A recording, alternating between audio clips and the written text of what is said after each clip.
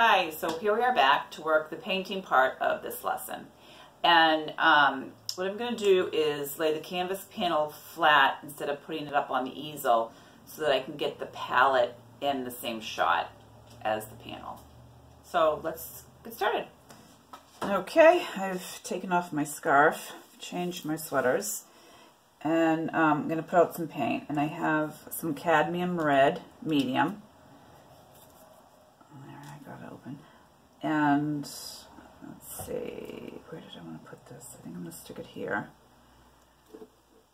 Oh, this obviously is not my typical palette,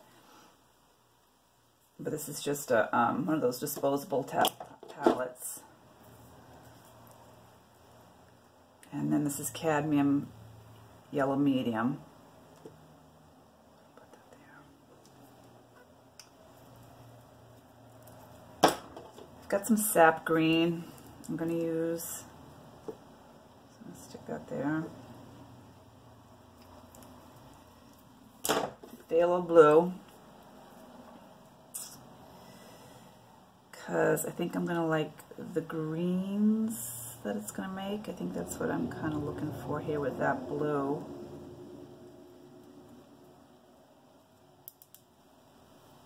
It's a cooler blue. And then titanium white. And I'm used to having my white down here. So that looks good enough for now. And of course I need to get a rag. And so typical with that blue. So I'm going to wash my hands and stick a glove on. So I'll be right back. Okay, well, that took longer than I expected it to. Came back and my whole camera setup had fallen over. So I had to get that put back up, and I had to pull out the power tools. So, but in the long run, it's probably worth it. It had to be done. Alright, so back to business. I think I got everything under control. These are the brushes I use. They're just Simply Simmons. They're relatively inexpensive. And they start to lose their shape. I just get some more. I mean, they're cheap enough you can just throw out. But I do have one of these Wintons on hand. So it's a little stiffer. Good for oil paint. But these seem to work okay for me. So, and then I have a little one here. So I'm going to start with this flat, relatively small one here, or very small. And I'm going to want to try to pick up maybe this warmer dark here, mix up that color, and just to start outlining her features.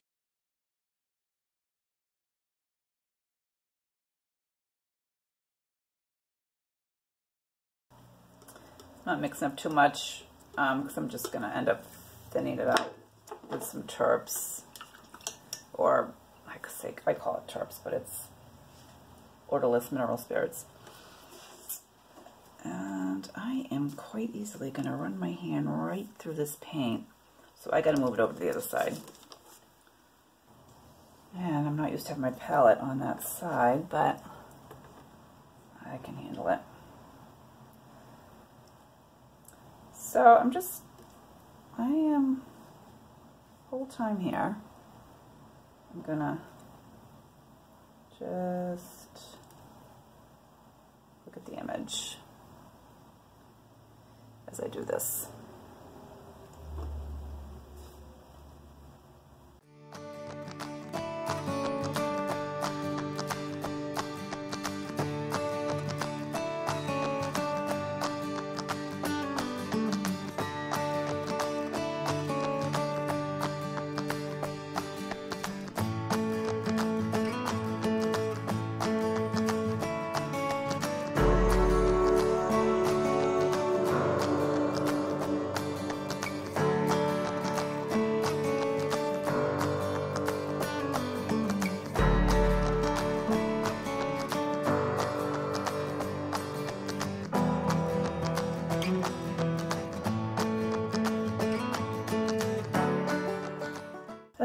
side, I think I do want to leave that. I really don't know what's going on here yet with the paper, so I think I just want to try to get in some values here in her face first.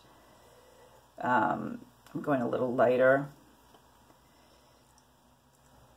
And if I can just get the values in, then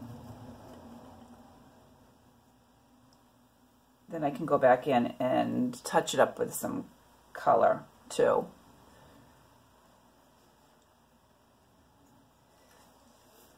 So there's very subtle shifts of value in the forehead that if you don't see and don't paint, it'll make the forehead look not quite right. Or you might look at it and think there's something wrong and it doesn't look right and you're not quite sure why or what it is. And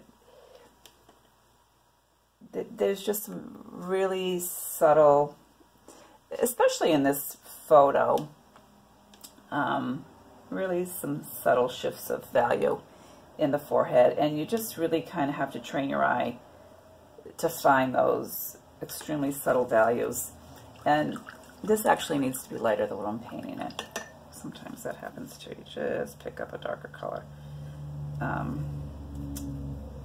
Right here in this area, I wanted a little lighter.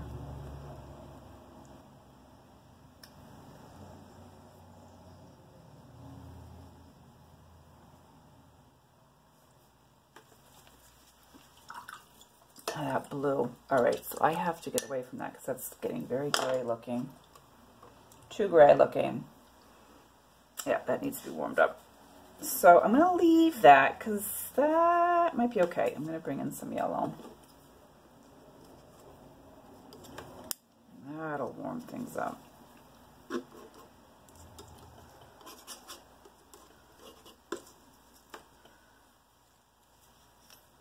See, I'm not committing to any particular color here yet.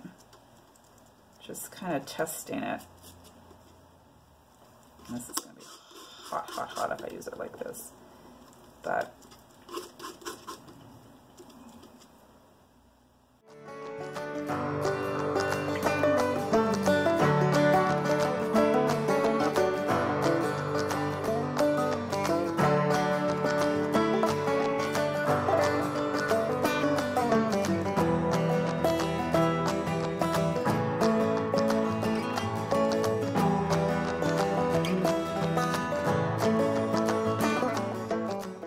kind of go back in and redraw as you go.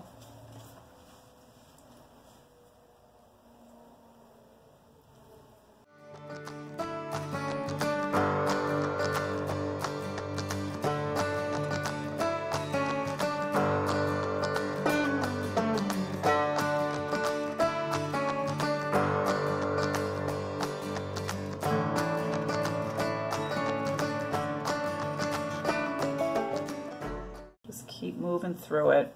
Don't get hung up in one spot.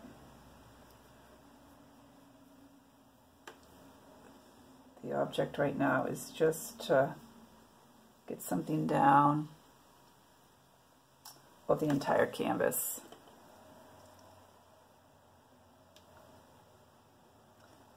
Don't want to lose your darks, so as you start to paint, you kind of go back in and reestablish your drawing too as you go, because you don't want to lose your drawing.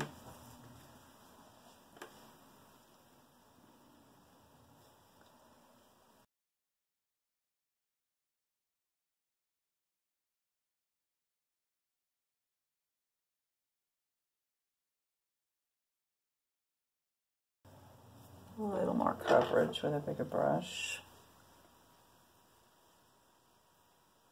Sometimes the brush is too little, you start to just kind of pick away, and as the painting starts to look that way, that you've just picked away at it.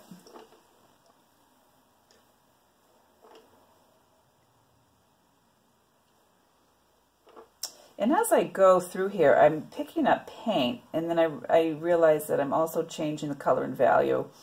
and temperature of my paint. And when I see that happening, then I can go take that new color that I've just mixed on my brush and work it in areas where I think it could work. And that's what's kind of happening when I picked up that gray. I decided to move down here where I knew I wanted it a little on the cooler side.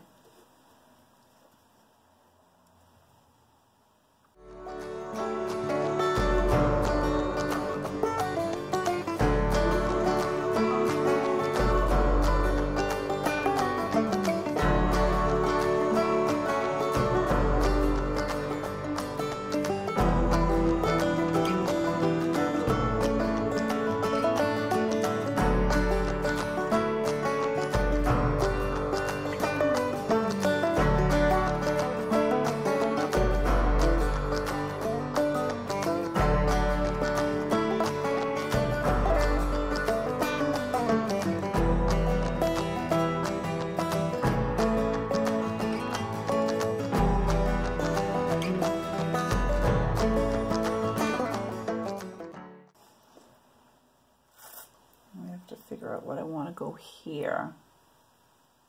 So again, I think I'm going to take this color here, which I kind of have going on here, and then just wash it over this. So we'll see what that ends up looking like. Wash it, loosen it with some turpenoid.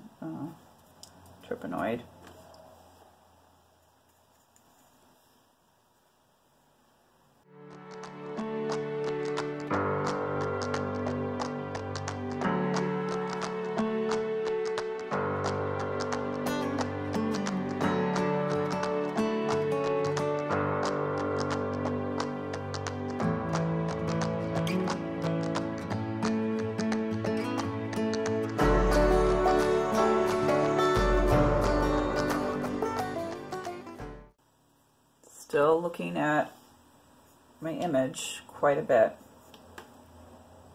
I'm going to loosen the paint up a little bit now because I'm going to go into the paper.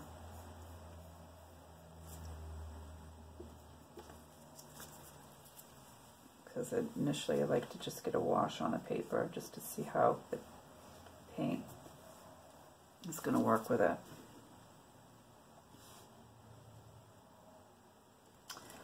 And then I'm going to brown up that green a little bit with the red.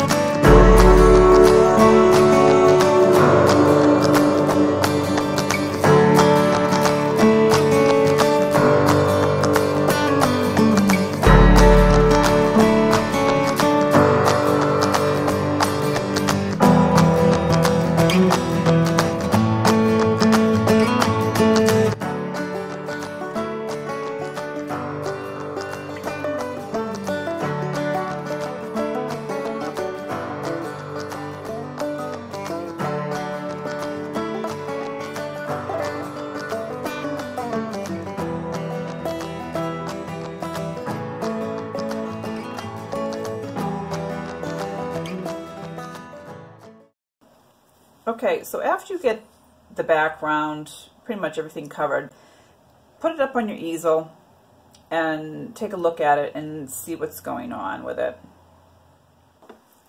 So I have taken a look at it and I'm feeling that the jacket needs to have some more resolution going on with it before I can then move up. So I'm going to work in this section and just see what I think it may need.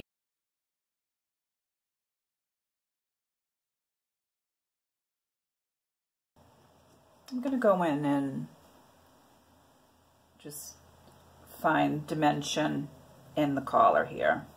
But I don't want the paint to be too heavy at first. I want to go in with a light hand. And of course I pick up the out background. Make that just typical.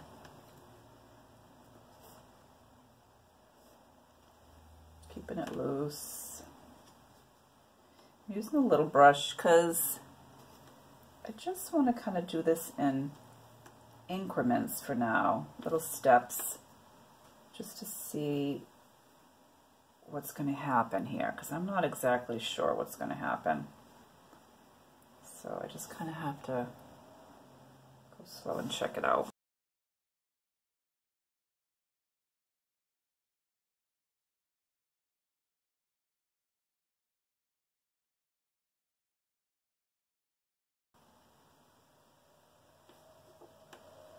Still don't know how I want to resolve this. So I'm going to work this area first, and then I can see how I want to handle this.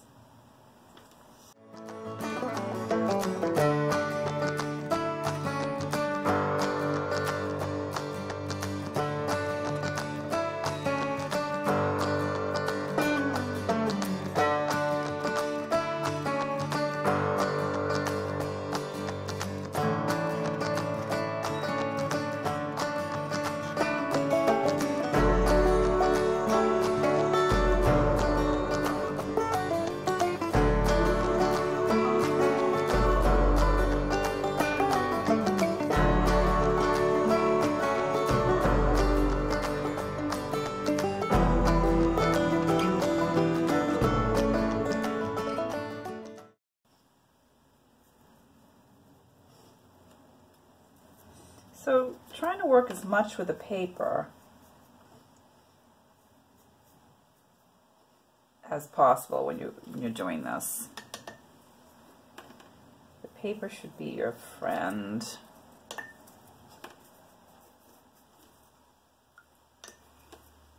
And sometimes it's not. Sometimes it's your enemy, and you fight with it, and then you realize it's not going to work at all. So you end up just painting over it.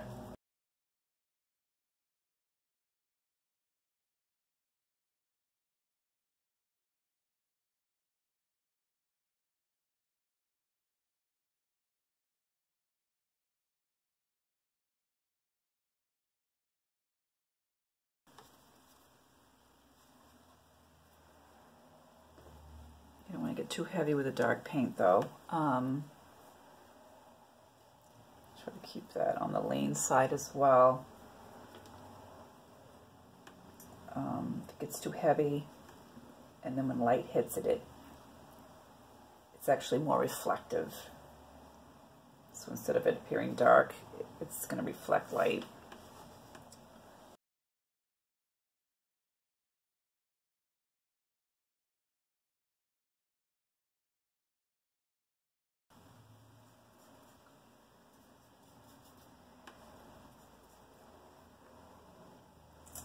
And it could be sometimes, I'm going to make up excuses for myself, but I'm going to have one, and it's because I'm not standing back. If this one on the easel, I'd be standing back more and seeing what I'm doing. But since I'm kind of right on top of it, which is a good reason for you to put these up on an easel so that you can stand back often and see what's going on. Because when you're on top of it like this, you really miss what it is that's happening. You get caught up in the little areas, and instead of putting something down, you know, just pulling back from it and seeing if that is working or not.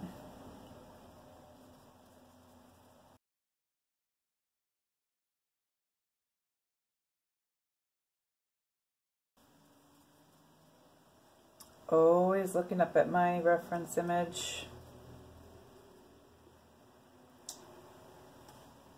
At least in these early stages of getting things established. especially when you are unclear as to where you want it to go. Just continue to follow the image. Work with that. At least it's something.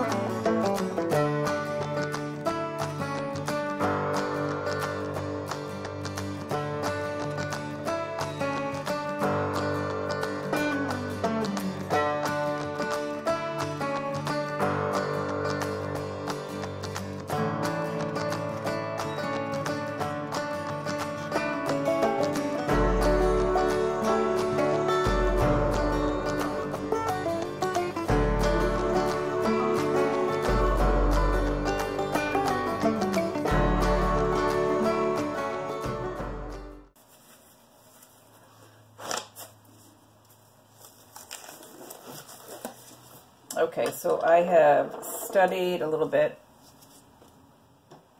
studied the painting a little bit here, see what's going on. And I have decided that this is too thick. So it's just too bulky. I'm gonna get rid of this.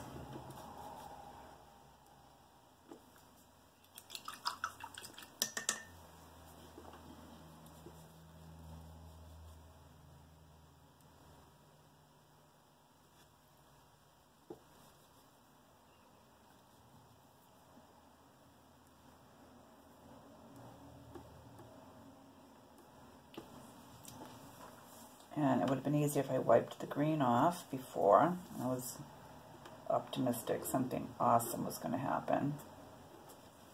We'll go back in, try it again.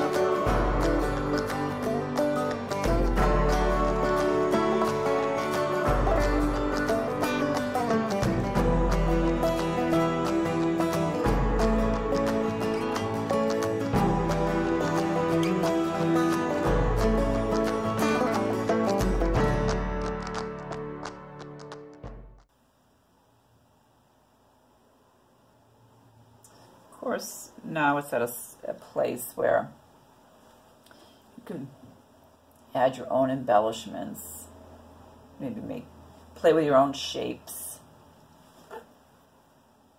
I am going to go back into the face again.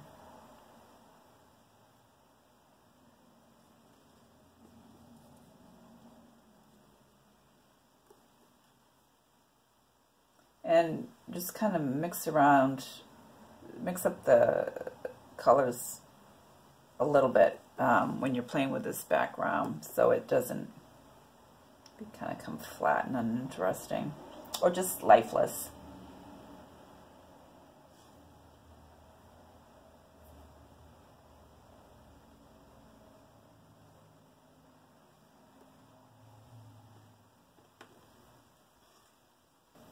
Okay, so my camera shut off, which I figured it was a good opportunity to stand back and take a look at how far the painting had progressed so far.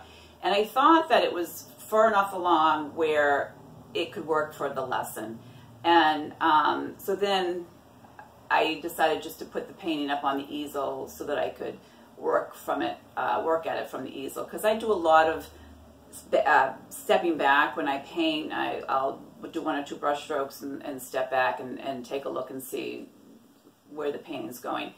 And I didn't have that opportunity to do that when the painting was lying flat down. So it gets a little difficult for me to see how the painting's progressing. So I thought that it was far enough along for the lesson, and then I took it further where I was able to do that, where I could stand back and see. And I think it was a good lesson for the collage part of it, to allow to see where the collage was working and when it wasn't working, and when to finally say, okay, it's not working right now, I have to do something with it. And I did like the original collage composition. I did like that, so I tried to hang on to that as long as I could. But when I was standing back from it, I realized a lot of it wasn't working, and so this is where the painting ended up. And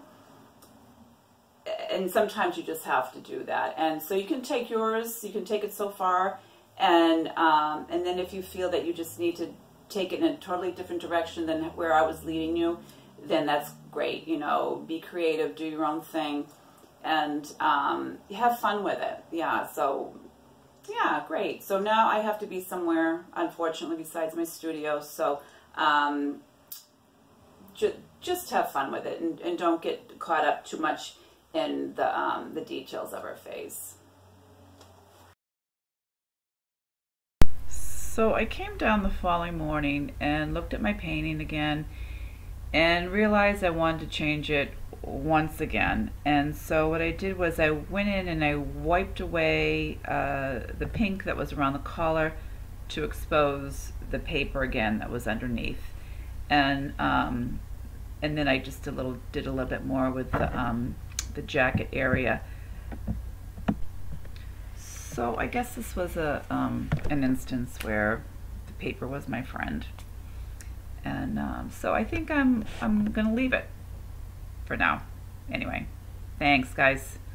Until next time.